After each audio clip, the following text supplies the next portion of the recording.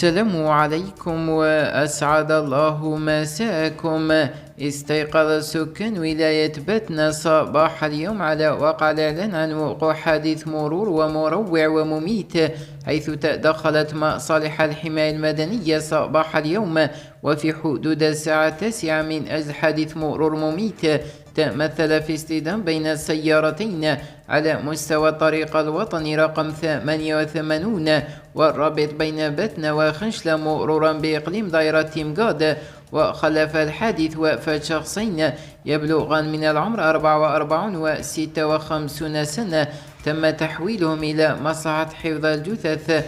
ودعا ناشط من كل مستعملي الطريق إلى ضرورة التقيد بقواعد السياقة السليمة وتخفيض السرعة. إنا لله وإنا إليه راجعون.